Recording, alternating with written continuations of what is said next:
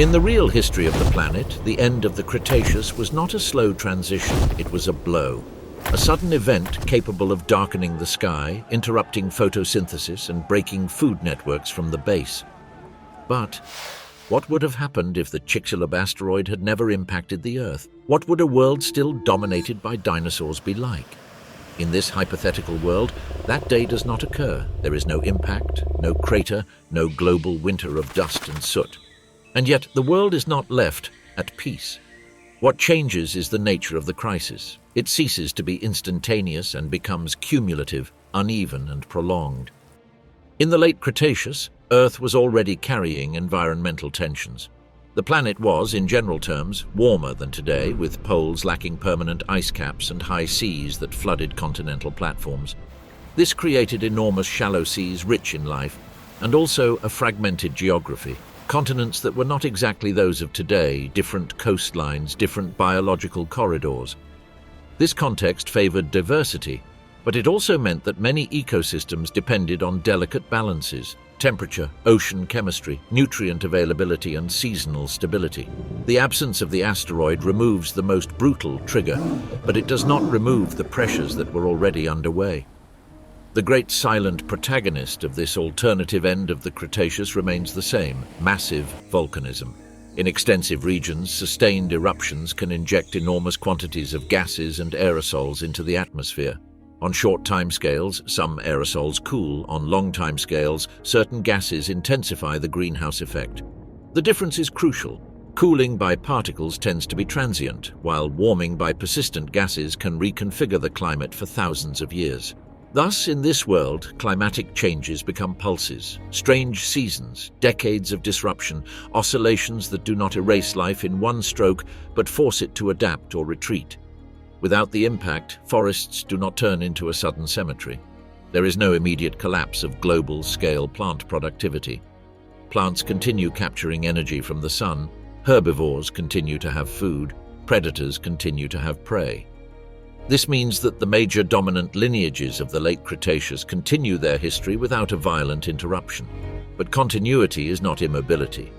The end of the Cretaceous, even without sudden catastrophe, remains an environmental bottleneck. Seas can change their chemistry and circulation.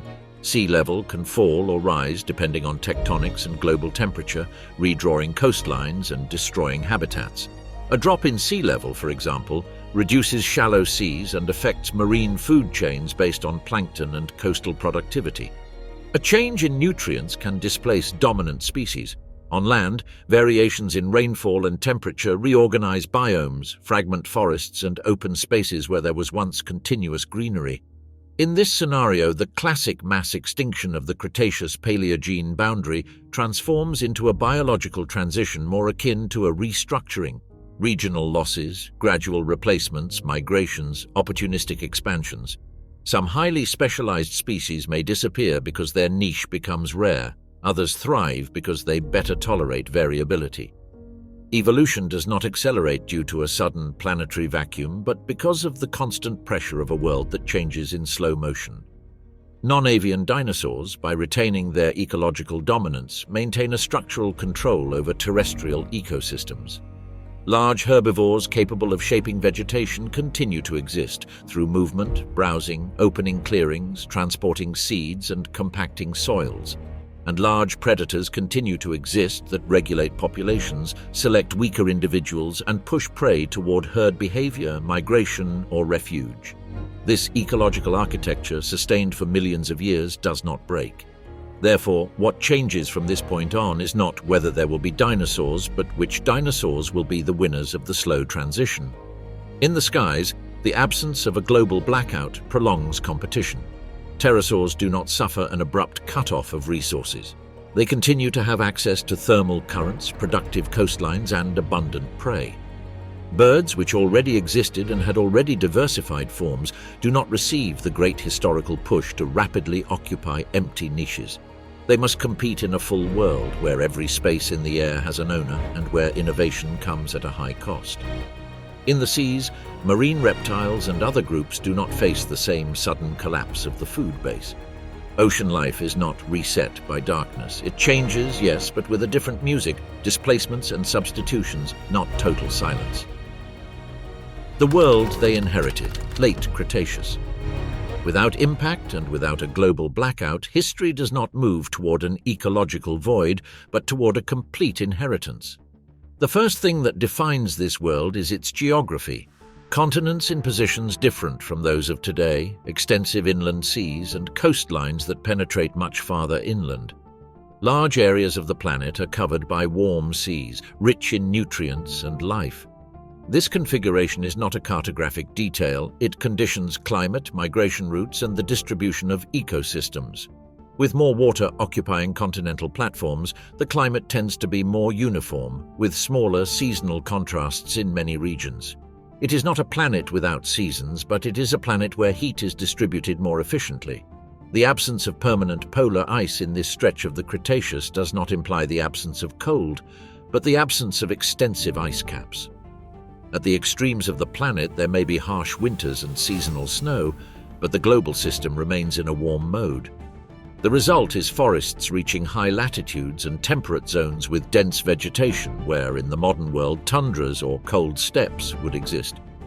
The high sea level also fragments land masses, generates archipelagos and biological bottlenecks, and creates coastal routes that function as highways for species that depend on wetlands, riverbanks, and alluvial plains. On solid ground, the plant landscape is no longer primitive in the popular sense. By this point in the late Cretaceous, flowering plants dominate much of the ecosystems. This means mixed forests, shrublands, plains with a variety of bushes and trees, and a diversity of fruits, seeds, and leaves with complex chemical profiles. They coexist with conifers, ferns, and other ancient lineages, but the plant base already allows sophisticated food chains, selective herbivores, specialized insects, pollinators, and dispersers. In this world, the coevolution between plants and insects is active and is one of the most important forces because it determines which vegetation thrives and which animals can best exploit certain resources. Upon that ground unfolds the hegemony of non-avian dinosaurs, not as a uniform block, but as a community structured by size, diets, and strategies. There are large herbivores that depend on the abundance of biomass. Animals capable of processing large volumes of plants and converting that energy flow into muscle and movement. There are medium-sized herbivores that alternate browsing and grazing on low vegetation, although modern grass is not yet the global protagonist it will become much later. There are opportunistic omnivores and also small predators that do not compete head-on with the giants, but instead exploit small prey, carrion eggs, hatchlings, and edge niches. Large predators, for their part, are the element that applies constant selective pressure. In an ecosystem dominated by enormous bodies, the large predator does not only kill, it forces prey to live in another way. It pushes them to form herds, to synchronize movements, to develop vigilance behaviors, to choose routes and refuges. This creates a behavioral landscape, and a behavioral landscape, sustained over millions of years, ends up leaving evolutionary traces. Sharper senses, better social coordination, escape strategies, and in some lineages, a gradual increase in cognitive capacity to anticipate risks. This inherited world also has an immense continental aquatic component. Wide rivers, deltas, swamps, floodplains, warm, productive environments with exuberant vegetation and high availability of small prey. There thrive amphibians, turtles, fish, crocodilomorphs, and a variety of reptiles and primitive birds. These systems are crucial because they function as refugees during climatic oscillations. When rainfall changes or sea level readjusts, alluvial plains may expand or contract, but they rarely disappear entirely. For many species, continental water is a guarantee of continuity, a biological corridor that allows genes and populations to move across great distances. In the oceans, the late Cretaceous is a world of high biological energy. Warm, shallow seas generate productivity, and that productivity feeds complex networks, plankton, fish, cephalopods, and predators that occupy the top. In this alternative reality, that architecture does not collapse due to sudden darkness, so marine lineages do not receive an instantaneous massive pruning. Instead, they are subjected to more gradual changes, variations in temperature, circulation, and water chemistry, which can rearrange which species dominate in certain basins, but without suddenly erasing the planet's biological map. In the air, competition is a silent war for efficiency. Birds already exist, and their diversity is not trivial, but the sky is not empty. Pterosaurs continue to be a dominant presence in many niches, especially those linked to coasts, inland seas, and large fluvial systems. This forces birds to specialize, to occupy spaces where they can compete with different advantages. Maneuverability in dense forests, exploitation of small insects, nesting in inaccessible refuges, or social behaviors that improve survival. The diversification of birds, therefore, does not disappear but becomes more selective and, above all, slower. There is no sudden release of niches, there is constant pressure not to lose them. The survivor advantage, why mammals stayed small. In this world without impact, mammals do not disappear, nor are they biologically doomed. They remain present, diverse, and widespread, but their evolutionary destiny changes for a simple reason. They do not receive the great ecological vacuum that in real history allowed them to expand rapidly toward large sizes and dominant roles. In the alternative late Cretaceous, Earth continues to be an occupied ecosystem, with established hierarchies and with large predators and herbivores that already control most of the energy flow on land. For a mammal, growing is not just a matter of power, it is a matter of cost and risk. The first break is competitive. Herbivorous dinosaurs, with digestive systems adapted to process large volumes of plants, monopolize the available biomass in many regions. That means that primary energy, converted into large-sized flesh, is already assigned to giant bodies. For a mammal to become a large herbivore, it needs to compete for the same food, but without starting from the same physiological and ecological platform.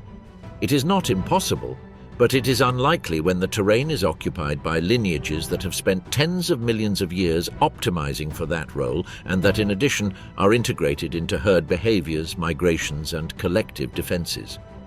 The second break is trophic. The large predators of the dinosaurian world are a brutal filter against any attempt at size expansion by a new group in that body range. A medium or large animal cannot hide easily. It needs to drink more, eat more, and move in open spaces more frequently. That makes it visible and therefore selectable as prey. Small mammals, by contrast, live on the margin. Burrows, crevices, understory, nocturnal activity, opportunistic habits. That margin is not glamorous, but it is stable. The survivor's advantage is not to dominate, but to persist. That persistence rests on a series of traits that, on a planet full of predators and gradual climatic changes, become evolutionary gold. The first is dietary flexibility. Many small mammals can alternate insects, fruits, seeds, carrion, and small vertebrates. They do not depend on a single type of resource. When rainfall changes or a plant community is reorganized, the mammal does not need to wait for the ecosystem to become the same again. It moves, changes habits, adjusts its diet, survives. The second trait is reproductive strategy. In general, small animals can reproduce more frequently than large ones with faster life cycles and a greater capacity to recolonize habitats after local disturbances. In a world where there is no sudden global collapse, but there are regional crises, fires, droughts, floods, and coastal changes, the ability to recover quickly is decisive. Large dinosaurs can also be resilient, but their demographic recovery is slower. In the shadow of that dynamic, small mammals act as a biological reserve. There are always some, somewhere, ready to occupy microhabitats. The third trait is thermal and behavioral control. Temperature regulation, combined with nocturnal or crepuscular habits, allows many mammals to live in activity windows where competition and predation are different. If large predators hunt mostly during the day in open spaces, night and enclosed refuges become alternative territories. Thermoregulation is not a super weapon by itself, but it works as a multiplier. It enables activity when other animals become clumsy or inefficient and allows persistence in colder seasons or in more variable regions without depending completely on ambient heat. The fourth trait is refuge architecture. Burrows and hiding places are not a detail. In a world dominated by giants, survival often depends on becoming invisible. Refuge protects against predators, buffers the climate, allows food storage, and enables raising young in more controlled conditions. On an Earth that goes through pulses of heat, droughts, and seasonal changes, that ability to build or exploit stable microenvironments is a fundamental advantage. Small mammals in this scenario are modest engineers of the soil. They do not build dams or modify rivers as large mammals would in other futures, but they turn the subsurface and the understory into their fortress. Therefore, staying small is not stagnation, it is strategy. It is the path that minimizes direct conflict with the dominant megafauna and maximizes long-term survival. Mammals do not need to defeat dinosaurs in order to exist. They need a world with gaps, microhabitats, and dispersed resources. And that world exists even under dinosaurian hegemony because no ecosystem is composed only of giants. There are always edges, cracks, and moments of the day where control becomes diluted. The Paleocene without fire. This Paleocene without planetary fire begins with a deceptive continuity. There is no sharp line between before and after marked by global ashes. Forests do not disappear suddenly, coasts do not fall silent, and food chains are not cut off for lack of light. Yet the world changes anyway because the climatic and oceanic system at the end of the Cretaceous had already been pushed by slow forces. Tectonics, sustained volcanism, sea level variations, and adjustments in ocean circulation. In this hypothesis, the threshold is not a blow but a slope. The first consequence of avoiding sudden catastrophe is that ecosystems do not reset. In real history, the rapid disappearance of dominant species allowed recovery to be built with new actors. Here, that massive replacement does not occur. Late Cretaceous lineages reach the Paleocene with their hierarchies intact. Large herbivores continue consuming most of the plant production, large predators continue regulating populations, and aerial and riparian niches remain contested. That is why the alternative Paleocene is not the era of replacements, but the era of fine selection, which forms tolerate variability best and which get trapped by their own specialization. Without global fire or prolonged darkness, vegetation maintains regional continuity. Flowering plants, already dominant in many environments, continue expanding their diversity, but they do so competing in mature ecosystems. Conifers and ferns are not wiped out, they persist where climate and soil favor them. Instead of a landscape of accelerated recolonization, a landscape of gradual displacements appears. Where the climate becomes wetter, forests advance. Where seasons become drier or more irregular, forests retreat and mosaics of shrubs, clearings, and wider riparian strips open. This mosaic is not a void, it is a reordering that directly affects the diet and mobility of giant herbivores. Large herbivorous dinosaurs in this Paleocene continue to be architects of the landscape. By feeding and moving, they maintain open corridors, create clearings, favor certain plants over others, and influence the success of plant species. But that same dependence on vegetation makes them sensitive to changes in precipitation and seasonality.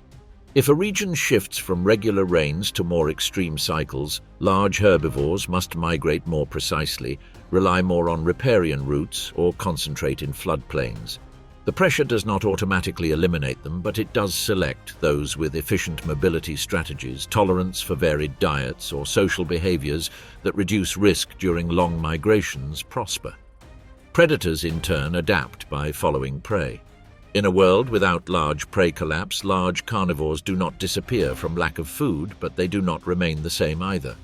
Environmental pressure does not require them to reinvent themselves from scratch. It demands adjusting efficiency, energy expenditure, ambush or pursuit strategies, selection of vulnerable individuals, and territorial control in slowly changing landscapes.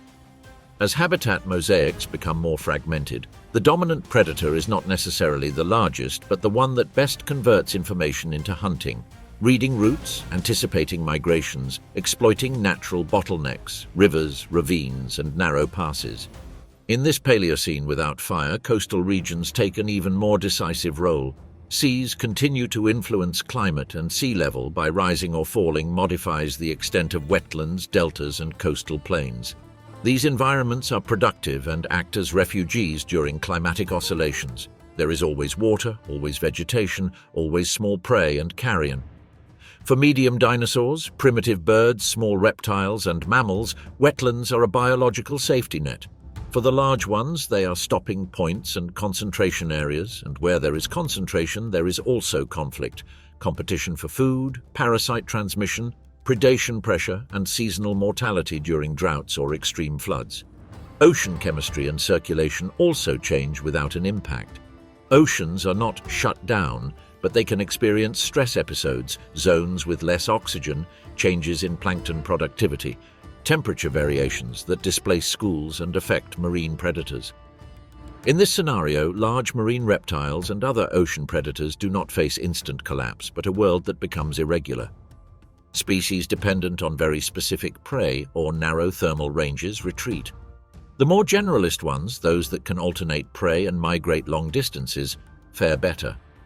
Stability is not broken, but it ceases to be homogeneous. Some basins thrive and others become impoverished, and this reordered pattern affects coasts, nesting colonies, and migration routes. On land, mammals continue occupying their role as discrete survivors. Without an empty world, their opportunities to grow in size remain limited, but their diversity does not reduce. It specializes. Some become strictly insectivorous, others lean toward fruits and seeds, others exploit carrion and leftovers from giants. The key is that the alternative Paleocene amplifies the importance of microhabitats, understory, burrows, crevices, river margins. There, mammals can thrive without direct competition with large dinosaurs. On a planet where large bodies still dominate energy, the small ones dominate flexibility. Surviving the heat of the Eocene. The jump into the Eocene in this world without impact is not a wake-up after a night of ashes, but the continuation of a trend. The planet is warming. Not uniformly, nor with the same intensity everywhere, but enough to transform the distribution of biomes, water availability, and seasonal stability. Ecologically speaking, the Eocene is a test of endurance, not because it is a constant hell, but because it forces life to operate near physiological limits for long periods, and because it makes dangerous combinations more frequent: heat plus humidity, heat plus drought, and seasons of extremes that punish large bodies. For dinosaurs, the challenge of the Eocene is not reduced to tolerating temperature. A giant animal not only produces heat, it retains heat. In warm environments, the central problem ceases to be generating internal temperature and becomes dissipating it. That limitation affects behavior. In areas where daytime heat becomes excessive, activity shifts to mornings, afternoons, and nights. This reorganizes competition and predation because encounters between prey and predators are concentrated in narrower windows. It also reorganizes the use of space. Riverbanks, shade, wetlands, and dense forests become valuable not for food, but for thermoregulation. The plant world responds to heat with expansion in high latitudes and with changes in rainfall patterns. Zones that were previously temperate become suitable for warmer forests. Inland regions may alternate between wet periods and prolonged dry spells. There is no single pattern, but there is a trend. Ecosystems become more mobile. On a warmer planet, the boundary between forest and shrubland, between wetland and savanna, between jungle and clearing, can shift relatively quickly on a geological scale. For large herbivores, this means that the landscape memory ceases to be reliable. Migration routes must be readjusted. Water points change. Green corridors are cut or opened. Here emerges a key selective pressure for the future history of dinosaurs: efficiency in water use. Heat does not kill only by temperature.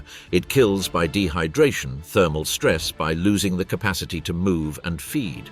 Herbivores that thrive are those that can process vegetation with higher water return, that can store water longer, or that can travel long distances between sources without collapsing.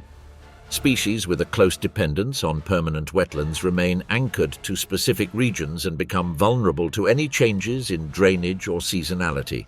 In contrast, those that achieve some independence from surface water become more expansive. Predators in a warm Eocene face an energetic dilemma. Hunting is costly. Pursuing prey under extreme heat increases the risk of overheating and reduces the advantage of sustained speed. For this reason, hunting strategies tend to favor ambushes, short attacks, and intelligent use of terrain. In landscapes with vegetation mosaics, predators that exploit edges best succeed more than those that rely on long chases in open fields. Hunting becomes more geographical. Mastering the map matters as much as mastering strength. In parallel, continental aquatic ecosystems become centers of relative stability. Large rivers, deltas, and swamps buffer thermal extremes and sustain productivity even in difficult seasons.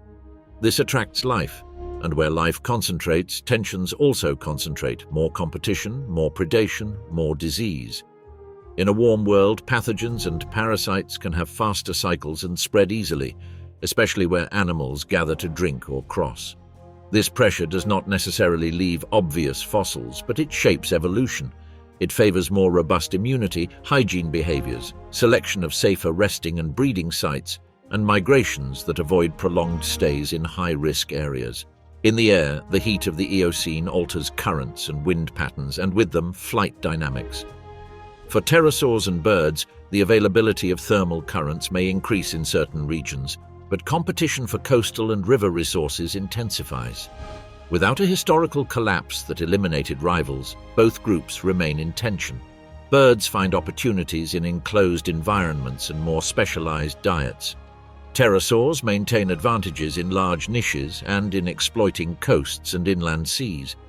The result is not an absolute winner, but a finer partition of the sky. Each pushes the other toward different specializations. Mammals, still small, benefit from the same dynamics that allowed them to persist: microhabitats. On a warm planet, burrows and undergrowth become thermal refuges. Nocturnal activity becomes safer for certain lineages, and diversity is maintained by discrete niches. Specific insects, seasonal seeds, local fruits, carrion at water points, predation on eggs and young at opportunistic times. They are not landscape protagonists, but they are essential in the ecological machinery. In this alternative Eocene, mammals do not fail. They become an underground and nocturnal layer of the world, a parallel fauna coexisting with giants without disputing control over energy. Sustained heat also reorganizes reproduction. In large animals, nesting site choice and synchronization with seasons are critical. Higher temperatures can affect incubation, offspring survival, and food availability at key moments. Species that adjust reproductive calendars precisely have an advantage.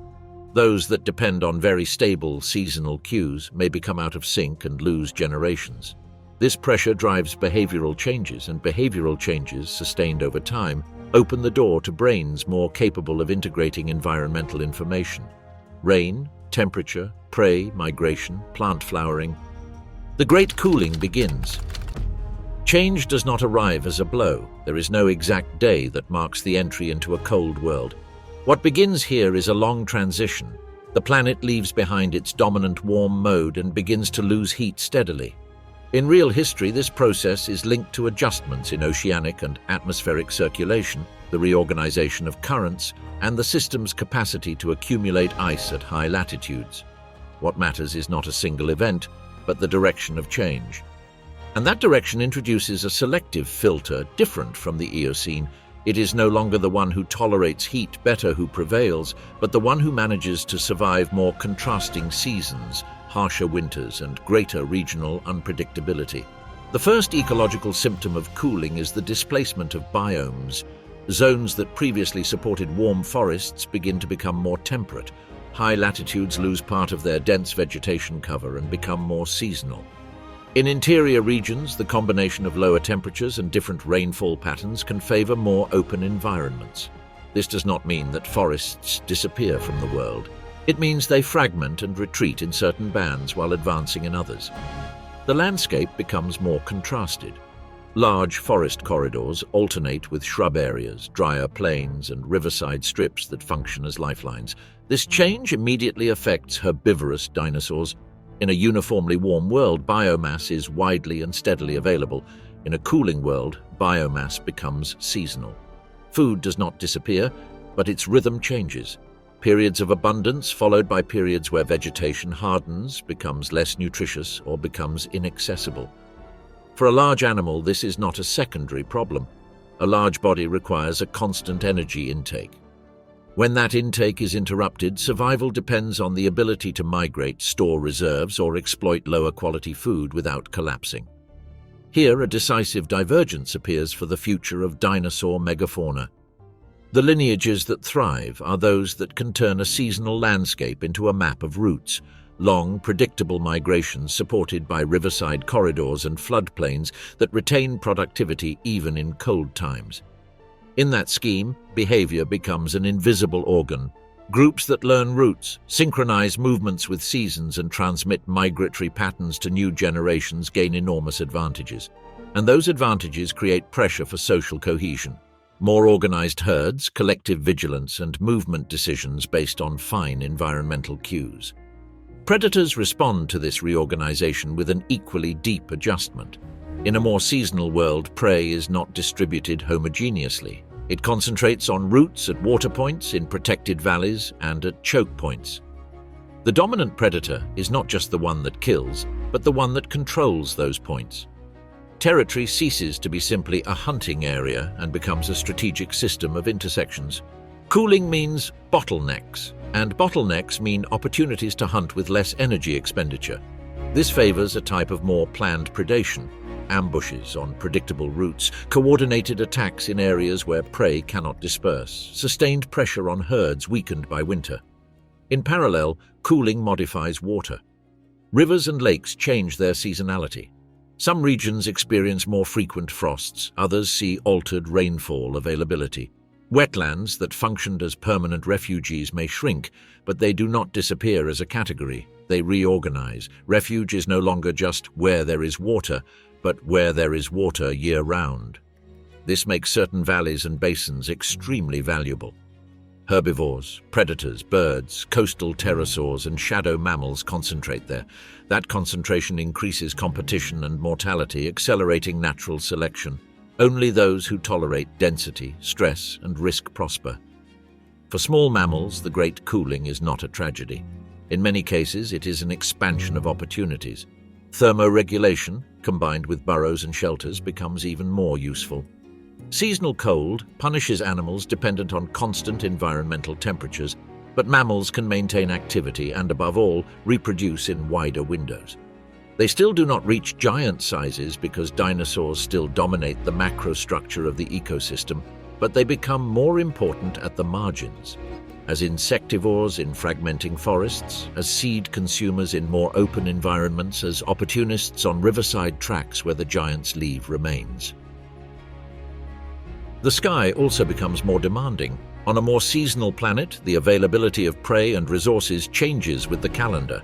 This favors migrations in birds and forces pterosaurs and birds to specialize in routes, coasts, or environments where productivity remains. Competition is not resolved, it reorganizes. Species that can travel long distances with energy efficiency gain an advantage in a world of marked seasons. Those dependent on constant local resources retreat or are confined to climatic refuges. When grass conquered the world, the expansion of grass is not an ornamental change in the landscape, it is a reprogramming of the earth. When grasses become dominant over extensive regions, the soil changes, fire changes, feeding habits change, and consequently, who can thrive changes. In this alternative world, the process does not occur because dinosaurs have disappeared, but despite the fact that they are still there. And precisely for this reason, the conquest of grass does not translate into a replacement of megafauna by large mammals, but into a forced adaptation of dinosaurian megafauna to a new ecological engine. Grass thrives in environments where seasonality and landscape openness increase. Unlike many trees and shrubs, grasses tolerate frequent disturbances well. Intense herbivory, trampling, seasonal droughts, and temperature changes. Additionally, they can regenerate from protected bases and spread quickly. Where the forest fragments due to cooling, where rains become more irregular, and where soils favor low vegetation, grass finds a field of expansion. In a short geological time, the planet begins to show extensive prairies, cold or temperate savannas, and plains where visibility is high and tree cover is scarce. This immediately alters the balance between herbivores and predators. In a forest, food may be distributed in height and density. In a prairie, food is on the ground, sometimes in large amounts, but its nutritional quality may vary, and its availability depends on rains and seasons. The successful herbivore in a grass world must be able to process tough fibers, eat for many hours a day, and convert a less rich food into sufficient energy. It must also tolerate long movements because prairies, although vast, change with the climate. There are green seasons and dry seasons. For herbivorous dinosaurs, this acts as both a filter and an opportunity. Lineages that already had the capacity to crush, cut, or process large volumes of plant material can adapt better. In this scenario, success depends not only on size but on the feeding system, jaw, teeth or cutting structures, and the ability to maintain efficient digestive transit. Selective pressure favors animals that can graze steadily and alternate between grasses and edge vegetation, especially in difficult times. Species extremely dependent on soft forest leaves retreat to forest refuges. Those that tolerate tough vegetation expand and occupy the prairie. Grass also modifies the mechanics of locomotion. In dense forests, maneuvering matters. In prairies, covering distance matters. This tends to favor bodies and legs that reduce transport costs. Walking long hours without excessive energy expenditure, sustaining migrations, and escaping or chasing in open spaces. At this point, natural selection does not need to invent from scratch. It adjusts existing forms. Herbivores that thrive gradually become more efficient in movement. Those that cannot keep up with migration are trapped in patches that exhaust. The expansion of prairies also introduces another factor: fire as a recurrent ecological process. In grass-dominated worlds, dry biomass can burn frequently. Fire does not eliminate grass, it renews it. It can reduce young trees, keep the landscape open, and recycle nutrients. On a planet without an impact, this grass fire does not arise from a catastrophe, but from the normal dynamics of prairies: dry seasons, lightning, fires that travel kilometers. For large animals, fire acts as an indirect selective force. It forces them to migrate, avoid burned areas, and understand regeneration cycles. It increases the importance of routes and refuges. Fire also generates pulses of mortality and opportunity. After a fire, tender shoots attract herbivores. Those herbivores attract predators. Predators of the plains, evolution of T-Rex. In real history, Tyrannosaurus rex was a product of the late Cretaceous, an apex predator in a world of coastal plains, forests, rivers, and inland seas. But in this hypothetical world, its lineage does not disappear with a mass extinction. It remains alive as the planet cools, as the landscape opens up, and as grass turns large regions into seasonal plains. This does not produce an eternal T-Rex identical to itself. It produces something more plausible from evolution, a family of tyrannosaurids that, over millions of years, changes to dominate a new environment. The first step of that transformation is not to become bigger. It is to become more efficient. In a world of grasslands and migrations, the predator cannot rely on chance encounters in closed forests. It must locate herds from a distance, follow routes, choose the exact moment to attack, and avoid wasting energy uselessly. This favors senses and information processing, vision adapted to detect movement on open horizons, a sense of smell capable of reading the air and following tracks across enormous territories, and a brain that is not smarter in the human sense, but better at integrating signals and deciding. In the inherited late Cretaceous, the Tyrannosaurid was already a robust predator, with a devastating bite and a skull designed to withstand enormous forces. These advantages are retained because they remain useful. In plains, the prey is large and dangerous. The difference is how to reach the prey. In open ecosystems, successful attacks tend to concentrate at moments of vulnerability: river crossings, muddy zones, slopes, storms, recent fires, harsh winters, droughts. The predator that thrives is not the one that runs fastest for kilometers, but the one that turns the landscape into a system of opportunities. Therefore, the plains tyrannosaur evolves toward a body that reduces the cost of moving between hunting points, but maintains explosive power for the final attack. In general terms, selection favors more efficient locomotion, economical steps, enough endurance to cover large distances without exhaustion, and musculature capable of accelerating over short distances. It is not a marathon runner, it is a dominant walker that knows when to spend energy and when to conserve it. In parallel, the relationship with herds changes. In the grassland, prey has collective vigilance and space to detect threats. This pushes the predator to exploit the edge, attacking from marginal vegetation, from terrain undulations, from riverbank strips. Over time, more persistent stalking behaviors are favored, following the herd for hours or days, waiting for a mistake, A sick individual, the lagging young. This pressure selects for patience and fasting tolerance, traits already present in large carnivores, but here turned into a central advantage. Interaction with other predators also changes. In a world dominated by plains, several carnivores may converge on the same migratory routes. This generates direct competition and, therefore, favors effective territoriality and dominance signaling. The plains tyrannosaur must not only hunt, it must defend access to bottlenecks, seasonal water points, and corridors where prey passes year after year. This defense can be expressed in size, behavior, display, and conflict tolerance. In open ecosystems, dominance can be seen from afar, which is why visual and acoustic signals may gain importance. At the trophic level, the appearance of large grass-adapted herbivores generates different prey. Migratory animals with endurance in herds capable of covering enormous distances. Hunting this type of prey is not an isolated act, it is a pattern. The predator must synchronize with seasonality. In winter or dry seasons, herbivores are weaker, concentrated in shelters and obligatory routes. This makes the tyrannosaur a calendar predator. Its success depends on being in the right place at the right time, and that being is not random. It is heritable behavior, transmitted and refined by selection. Over millions of years, the tyrannosaurid family diversifies. Not all descendants become giants. In forest edges or mountainous regions, smaller, more agile forms persist, dedicated to medium prey. In the plains, however, the dominant line tends to maximize the ability to bring down large herbivores and exploit carrion in a world where migrations generate seasonal mortality.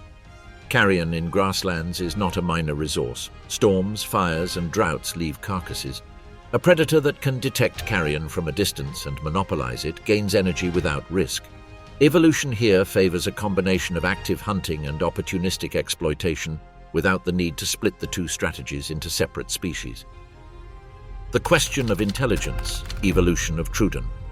The late Cretaceous already had small and medium theropods with fine senses, relatively light skulls, large eyes, and a lifestyle more flexible than that of the giants. In real history, many of these lineages did not cross the boundary into the Paleogene. In this story, they do.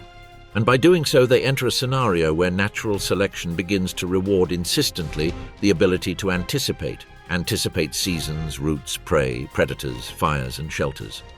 Trudon, as a name, represents a useful idea for this hypothetical line. A relatively small theropod with good vision, an opportunistic diet, and a set of traits compatible with complex behavior. It is not about turning it into human or a caricature. It is about understanding what pressures of the post-Cretaceous world could push a small, already active and sensory-sharp dinosaur toward greater behavioral plasticity. In the fireless Paleocene, the ecosystem remains occupied. For a small theropod, the central problem is competing without being crushed by giants. Its advantage is fine mobility, moving along forest edges, among roots, on slopes, along riverbanks. Its diet does not need to depend on a single resource. It can alternate small vertebrates, insects, carrion, eggs, young, and leftovers from larger predators. This opportunism, sustained over millions of years, is not a trivial trait. It forces recognition of environmental patterns. Where other animals nest, when they gather at water points, which seasons bring insect abundance, when a herd leaves its young exposed. The key of the warm Eocene for this line is not only surviving the heat, but exploiting the complexity of humid habitats and dense forests. In closed environments, maximum speed matters less than the ability to maneuver, hide, climb, or jump, and coordinate actions at short range. A small animal can live on micro-advantages, detecting a nest before another, finding a dry refuge during a storm, memorizing safe routes. Selection favors individuals who learn quickly and adjust their behavior in real time. Sociability is a critical point. A small animal can live alone, but in a world full of large predators, living in small groups can increase survival.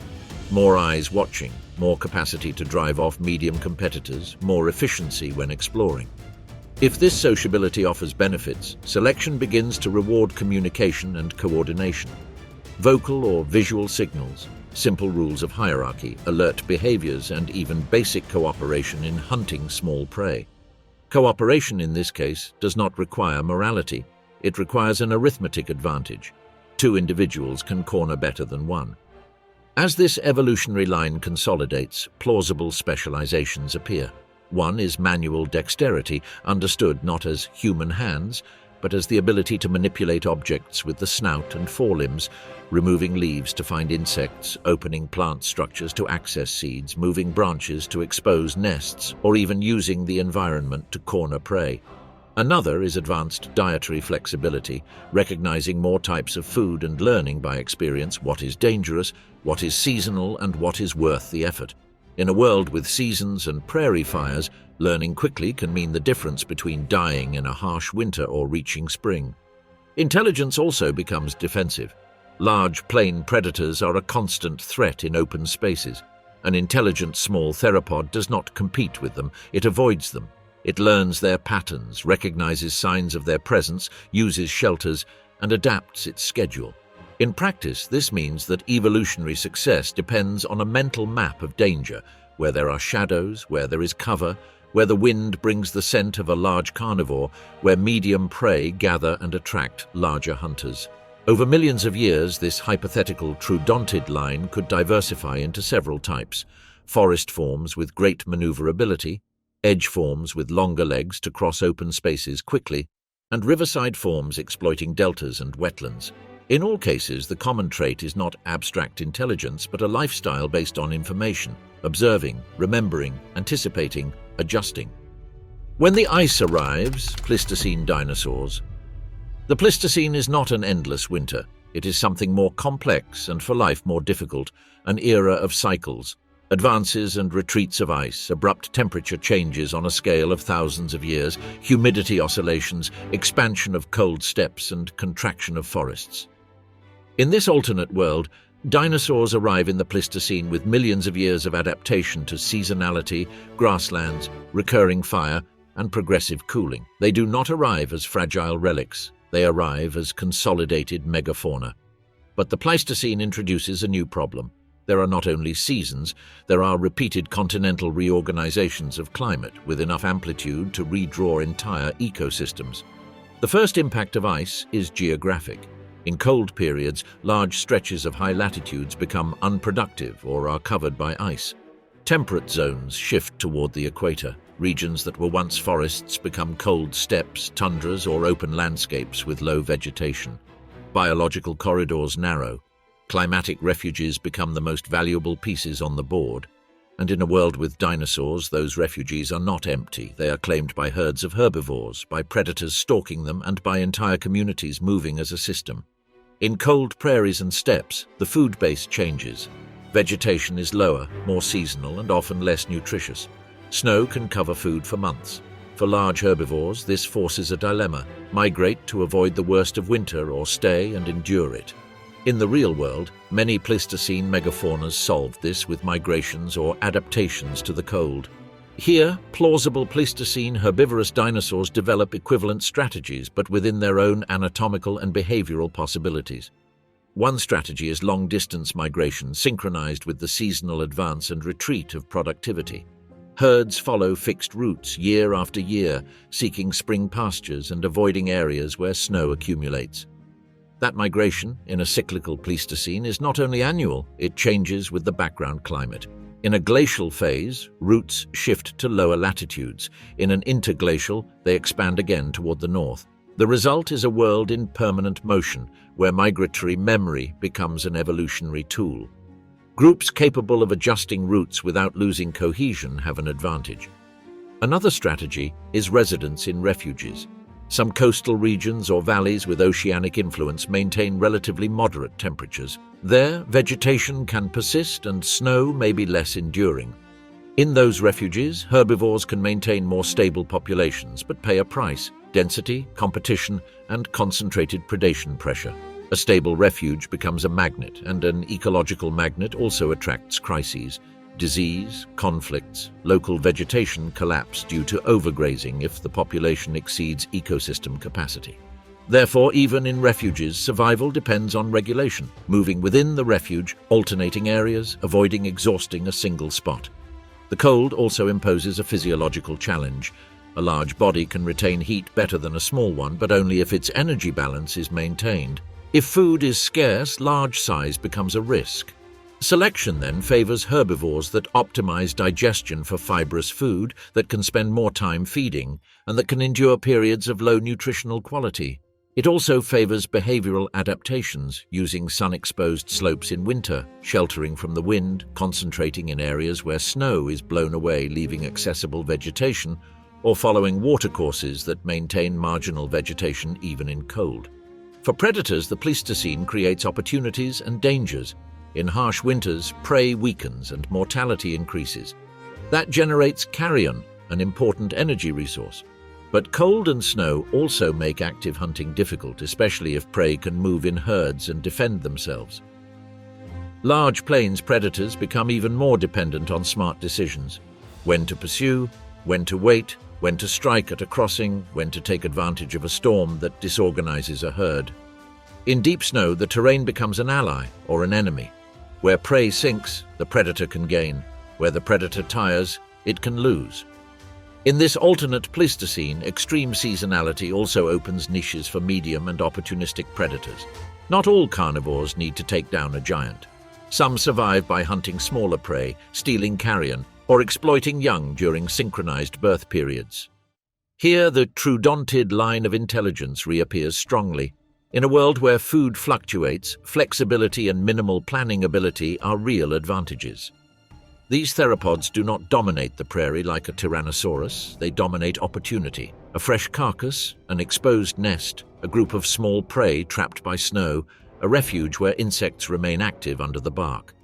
Mammals, still confined to modest sizes due to dinosaur persistence, find in the Pleistocene a scenario where thermoregulation and underground life become even more valuable. They diversify in cold ecosystems as refuge fauna, deep burrows, nocturnal activity in milder seasons, consumption of seeds and roots. However, they still do not replace the megafauna, because that megafauna does not disappear. The structure of the world remains dinosaurian. Large herbivores shape the landscape, and large predators shape fear.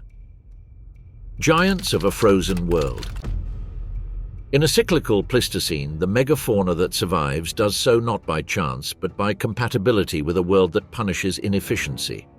Giants does not simply mean enormous animals. It means animals capable of sustaining a large body when food becomes seasonal, when the wind steals heat, and when snow turns the ground into a barrier. In this alternative history, some lineages of herbivorous and predatory dinosaurs achieve that balance and become functional equivalents of real Pleistocene megafauna, but with a radical difference. Their anatomy and evolutionary history are not mammalian, but dinosaurian. The first trait that defines a cold giant is the energy strategy. Surviving long winters requires body economy. Large animals already have an advantage. They lose heat more slowly than small ones. But that advantage only matters if they can maintain their intake and reserves. In cold steppes, vegetation is fibrous, sometimes snow-covered, and its quality changes drastically between seasons. Therefore, the herbivorous giants of the alternative Pleistocene are, above all, processors. They spend much of the day feeding, cover large distances, and convert relatively poor food into enough energy to maintain body mass, locomotion, and reproduction. Selection consequently favors lineages with robust feeding systems. It is not necessary to invent new structures. It is enough for existing ones to be optimized to cut low, tough vegetation and crush it efficiently. Populations that thrive are those that tolerate rigid diets and can alternate between grasses, shrub shoots, and marginal vegetation along riverbanks where snow melts earlier. Dietary flexibility here is expressed in the ability to exploit different layers of the landscape according to the season. In summer, open grasslands. In winter, exposed slopes, forest edges, protected valleys, and windswept areas where accessible vegetation remains. The second decisive trait is planned mobility. Cold giants cannot depend on a fixed territory if that territory enters a phase of deep snow or reduced productivity. They must move, but movement is costly. The evolutionary solution is to migrate efficiently, stable routes, corridors that avoid deep snow, and synchronization with thaws.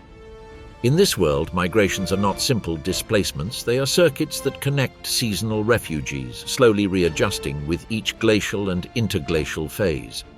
Selection favors herds capable of maintaining cohesion on long journeys, transmitting roots to new generations, and responding to environmental signals such as temperature, wind, water availability, and vegetation condition.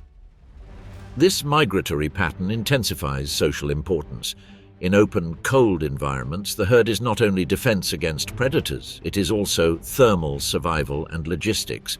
Collective movement reduces individual risk, increases vigilance, allows experienced individuals to guide the route, and enables the group to complete dangerous crossings. Additionally, in harsh winters, predation pressure tends to concentrate on the weak and lagging.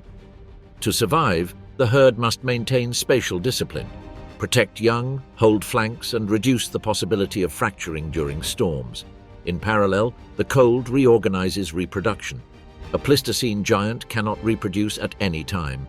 It needs to synchronize births with windows of abundance when there is food for the mother and for the initial growth of the offspring. Selection rewards strict reproductive calendars and more efficient care behaviors because losing an offspring in a seasonal world has a huge cost. Species that manage to sustain juvenile survival rates in difficult years consolidate, those that do not become vulnerable to any prolonged glacial phase. The giant predator in this frozen world also changes. The tyrannosaurid line, shaped by plains and migrations, finds in the Pleistocene a scenario where brute force is not enough. In snow, frontal attacks can be costly and dangerous. The successful predator relies on winter as a tool, waiting for the weather to weaken prey, exploiting storms to disorganize herds, taking advantage of partially frozen river crossings and bottlenecks where prey loses mobility. In this context, the predator becomes even more seasonal. Its peak success may concentrate in harsh months when natural mortality increases. But even the large predator needs reserves. Selection favors mixed strategies, hunting when the cost is reasonable and monopolizing carrion when winter does the work. In glaciations, herbivore mortality from cold, hunger, or accidents can increase. That generates carcasses which, detected from a distance, become critical resources. A predator capable of dominating a carcass against competitors obtains energy without expending it in pursuit. That advantage reinforces territoriality at key points: refuge valleys, migration routes, choke points. A world of dinosaurs in 2026. Reaching 2026 in this hypothetical world does not mean the planet is the same as ours with dinosaurs on top. It means that the entire ecological, climatic, and evolutionary history of the past 66 million years unfolded without a massive reset. With us appear because of this, they are structured differently, with more dynamic edges and vegetation that has co-evolved over millions of years under intense herbivory from enormous bodies. The second difference is the continuous presence of apex dinosaur predators. In our modern world, large predators exist, but their distribution is fragmented and their density is low. In this alternative 2026, large predators are a normal part of plains, certain forested areas, and migratory corridors. They are not everywhere because no large predator is, but they are common enough to define prey behavior and space use. This creates a planet where animal mobility is more conditioned by risk than in ours. Preferred routes, avoided zones, shifted activity schedules, and, by extension, it creates a planet where human presence cannot ignore predation as an environmental variable. The third difference is the sky. Without the great void of the Cretaceous to Paleogene boundary, bird diversification did not follow the same path. Birds exist, probably very diverse, but their history was marked by continuous competition with pterosaurs or other persistent flying lineages. In this 2026, the allocation of the air is different. Large coastal and gliding niches may be occupied by pterosaur descendants, while birds dominate other more refined forested or specialized niches. This alters dynamics of seed dispersal, pollination, insect predation, and biological transport between regions. The fourth difference, less visible but fundamental, is the relationship between vegetation and fire. A world of extended grasslands and large herbivores tends to generate cycles of plant fuel and disturbance. Herbivory reduces fuel in some places and concentrates it in others. Modern seasonality, with regional droughts, generates fires. In this world, ecosystems have co-evolved with this reality for longer, and fire functions as a structuring force across broad regions. The 2026 landscape, therefore, has an even more marked mosaic logic. Newly burned areas, recovering areas, dense forest refuges, green riparian corridors, and plains where vegetation regrows quickly and attracts migrations. From there, the inevitable question is what happens to humans? If mammals never occupied the role of dominant megafauna, the history of primates, hominids, and technological expansion would not be equivalent. The obstacle is not only predation, it is the ecosystem structure. In our world, part of early human success relied on exploiting mammalian megafaunas moving through savannas with relatively predictable resources and occupying predator and opportunist niches in food webs where large carnivores were present, but were not heirs to tens of millions of years of hegemony on the plains. In this alternative 2026, any terrestrial primate faces a world where herbivore macrofauna and predator macrofauna are neither residual nor in decline. They are the norm. This implies a constant cost for moving across open land, establishing persistent camps, raising vulnerable offspring, and developing a gathering or hunting economy without extremely sophisticated territorial control. Even if a line of intelligent primates emerges, their expansion would be more restricted to refuges, dense forests, protected riparian zones, insular or mountainous regions where large predators and large herbivores are less dominant.